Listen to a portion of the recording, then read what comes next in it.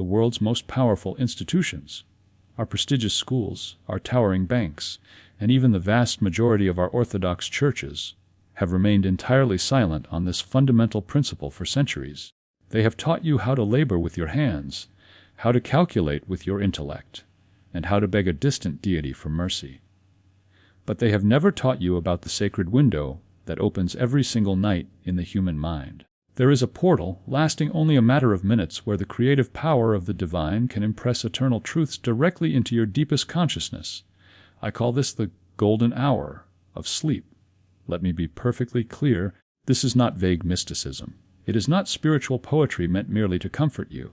It is a definite mental law, as precise, immutable, and verifiable as the law of gravity or any other law of the physical universe. When this nocturnal window is understood and used correctly, it transforms the financial reality of ordinary men and women in ways that completely defy all rational, worldly explanation. What you are about to discover today is not some new, trendy invention.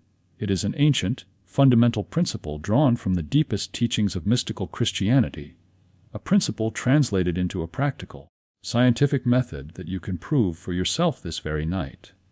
The question is never whether the law works. The law is impersonal. It always works, just as electricity always works when you align with its current. The only question is whether you are willing to test it tonight before you close your eyes, before sleep overtakes your conscious mind, because grasping this single discovery will permanently alter the relationship between your inner consciousness and the outer manifestation of divine abundance.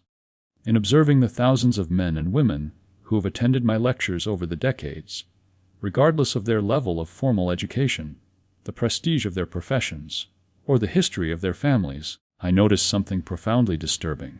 Almost all of them, without exception, shared the exact same destructive habit.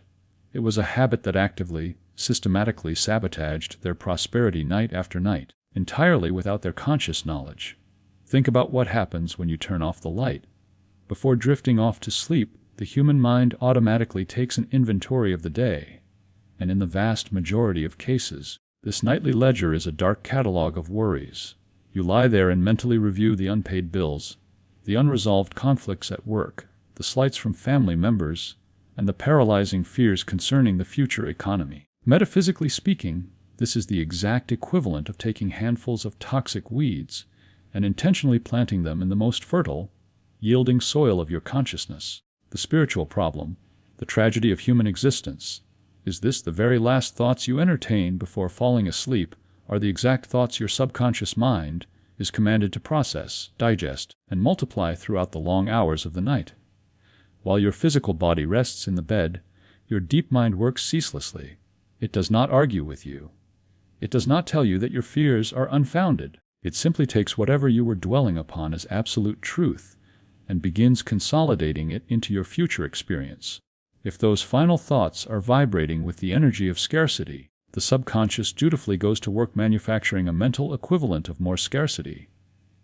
I have documented case after case where individuals were trapped in poverty, yet when they changed only this one nocturnal habit, they witnessed complete financial transformations within weeks. They did not change their jobs. They did not take out burdensome bank loans. They did nothing extraordinary in their outer, physical lives. They simply changed the seed they sowed into their mind at the threshold of sleep, and that one shift changed absolutely everything in their material world. To understand the sheer power of this, consider the demonstration of Celestino, a 52-year-old man who managed a small, struggling hardware store. For years, Celestino had kept his business afloat through sheer human will, brute physical effort, and exhausting hours. But no matter how early he woke or how late he worked, he could never quite make the leap into true, effortless prosperity. The invisible ceiling of limitation was always there. Every night, Celestino would lie in bed and mentally review his daily ledger. He would lie awake calculating the mounting debts, agonizing over the clients who were late on their payments, and worrying about the rising cost of inventory. He was a good, honest man, but his consciousness was utterly saturated with lack. One day his daughter, a young woman studying philosophy at the university, gave him a book on practical metaphysics for his birthday. Celestino, being a practical man of the world, dismissed it. The book sat in his nightstand drawer for 3 long weeks, entirely unopened. But then came a restless night. Plagued by insomnia and the heavy burden of his debts, he opened the drawer, picked up the book out of sheer frustration and boredom, and began to read. What Celestino found in those pages shook him to the very core of his being. He read the exact explanation of why hardworking, honest people remain eternally trapped in financial mediocrity. He learned that prosperity is never a question of physical effort, raw intellect, or blind luck. It is entirely a question of what the deep mind is instructed to process in the sacred, quiet hours of the night. Celestino could not sleep the rest of that night. But this time it was not from anxiety. It was from a profound sense of awe. For the first time in over 5 decades of life, the veil was lifted. He realized that his problem was not the hardware store. It was not the fluctuating local market, and it was certainly not his customers. His true problem was the mental program he himself was actively initiating every single night. He was the architect of his own misery, diligently sowing the seeds of limitation into his subconscious mind while he slept, and then waking up surprised when he harvested a crop of poverty. That night the old Celestino died, and a new consciousness began to stir. To understand why this nighttime window is so incredibly potent, you must first grasp the precise, scientific mechanics of the human mind. The mind, as we experience it in our daily lives, operates on 2 entirely distinct levels.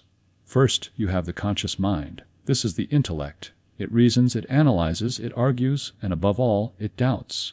It acts as a strict watchman at the gate of your consciousness, constantly filtering what you see and hear through the lens of your past experiences and worldly fears. But beneath that lies the deep mind, the subconscious. The subconscious does not reason, it does not argue. It accepts, without the slightest hesitation or question, whatever is handed down to it with feeling and repetition. And the moment of its absolute, unguarded receptivity occurs exactly in those twilight minutes just prior to sleep. During that sacred, heavy threshold, as your eyes grow tired, the critical filters of the conscious mind progressively weaken. The strict watchman at the gate nods off. Your intellectual defenses drop, your worldly skepticism is silenced, and your subconscious mind lies exposed like freshly plowed, dark earth, ready to receive whatever seed you choose to drop into it. A statement of spiritual truth pronounced in that precise, unguarded moment has its creative power multiplied exponentially. The scientific nighttime prayer is not a desperate plea to a distant deity in the sky. It is a definite, authoritative declaration of spiritual truth that your subconscious processes and digests over 8 hours of sleep, crystallizing it as your new reality.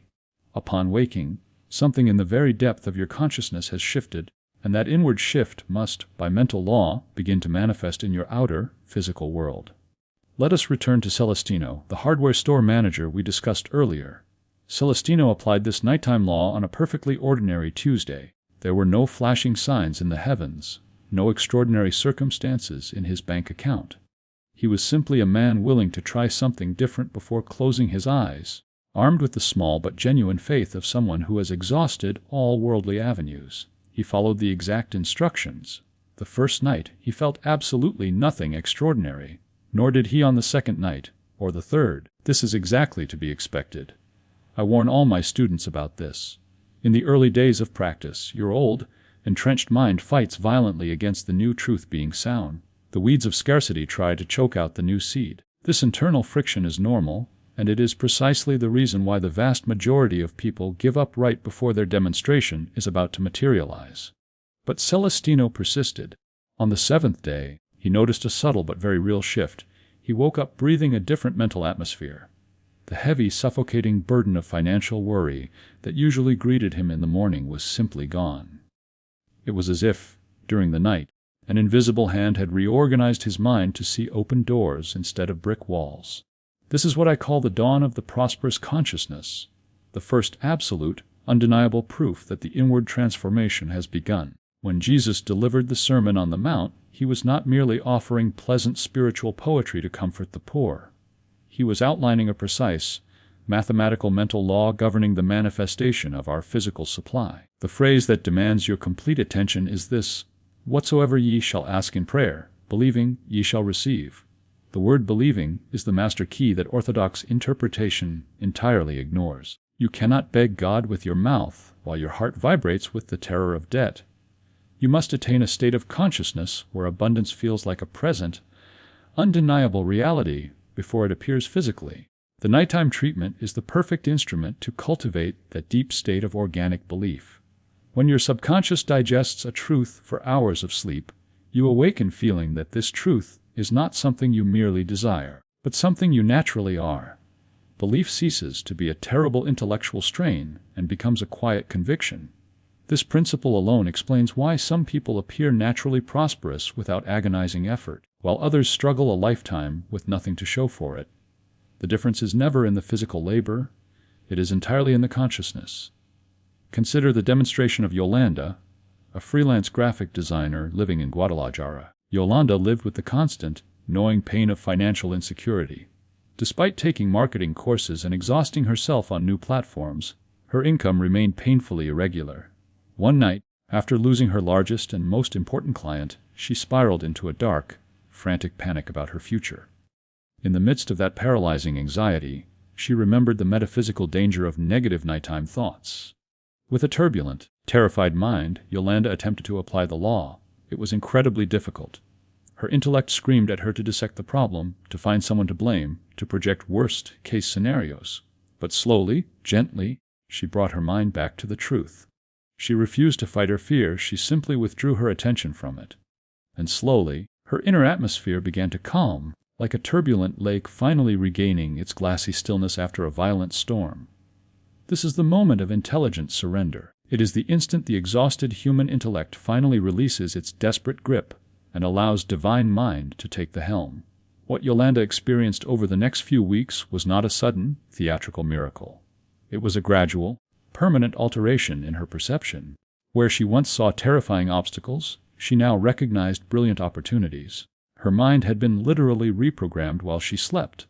By her third month of consistent practice, she was approached by a corporate client offering a project that tripled her previous yearly earnings. It did not happen through desperate networking. It happened because her new, nocturnal frequency of abundance naturally magnetized people, circumstances, and opportunities operating on that exact same prosperous vibration. To achieve this, you must apply the 3-step nighttime metaphysical treatment. This is not an improvised ritual, it is a structured method designed to scientifically condition your mind for prosperity.